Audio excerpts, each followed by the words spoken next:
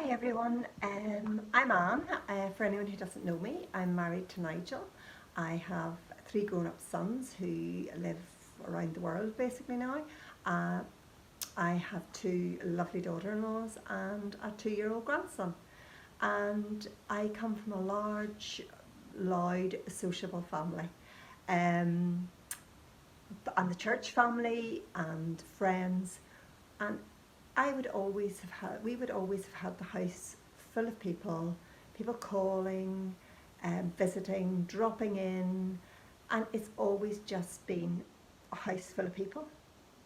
And when lockdown came, it changed. It changed. My father is 95, and we basically made the decision. He doesn't live with us, but he lives just beside us, so we're one unit. And when lockdown came, Nigel and I made the decision that we needed to shield him and that I needed to stop. He also stopped his part-time work, and he does all the shopping and any messages, and I'm basically here. So lockdown came to me as a massive shock. I couldn't go anywhere, I couldn't be anywhere, I couldn't see any of the people that I loved, and I felt totally useless. I have always been a doer. I worked in a nursery school, and I taught in a nursery school. I do a lot of work in the church. I do the catering with a small team, and so I was always on the go. Nigel would have complained I was never here. So with this lockdown, suddenly everything stopped and I'm here. And it was a huge impact on me because I felt totally useless. I couldn't do anything for anybody. I had to stay here, had to stay in. I could do nothing. And as a result, I found it very, very difficult. It didn't come naturally to me. It doesn't come naturally to me to do this video. It puts me way out of my comfort zone. But the reason that I'm doing it is because I heard God speak to me and telling me to make this video. And when I would always have said I couldn't hear God, I didn't hear God speak to me. I did my Bible studies, I did prayers every day, I talked to God, I could sit in His presence, I could feel His presence. But I would always have said, I can't hear Him, God doesn't speak to me. But through this lockdown, I actually have come to realise God does speak to me. I just never stopped to listen. I always was on the go.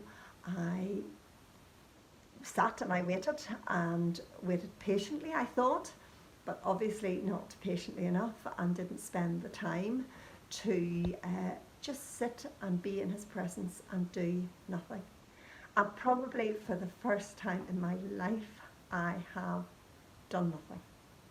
I am blessed with living in this house that I grew up in, but the view is absolutely phenomenal. And as a child, you don't appreciate it. People used to come to the front door and say to me, "Oh, what amazing a view," and I would go, yeah, it's all right. But actually, it's now when I have time to sit. And I have a special chair, and I sit at the window, and I can see clearly across to Scotland. Today I can see Scotland, I can see Ailsa Craig.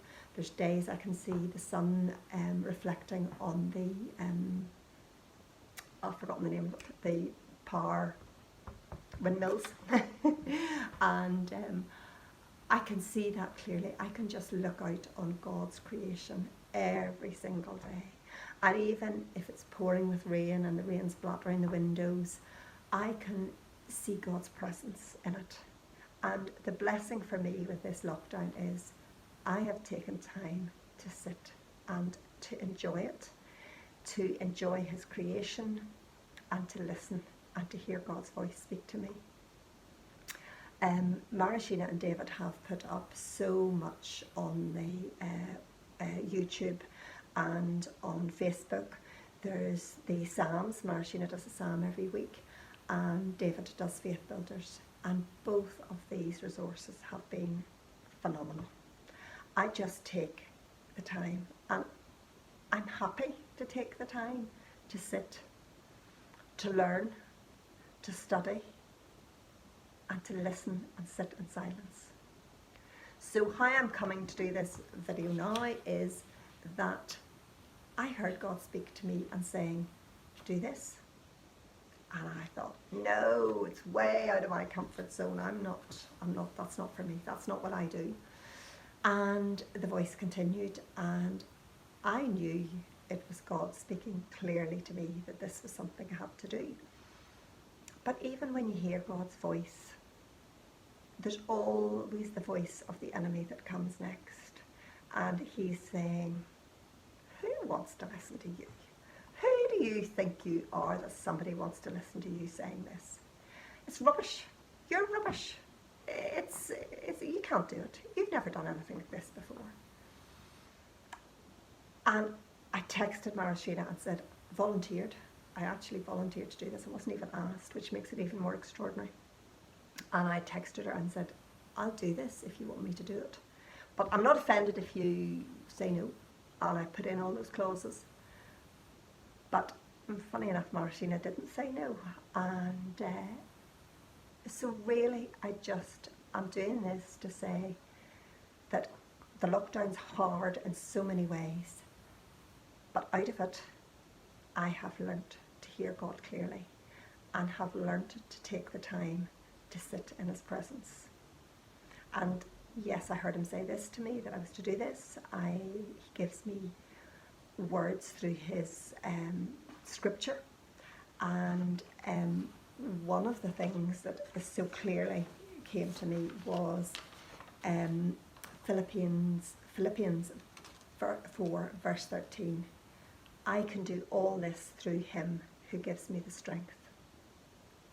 And just knowing that is what keeps me going. Thank you.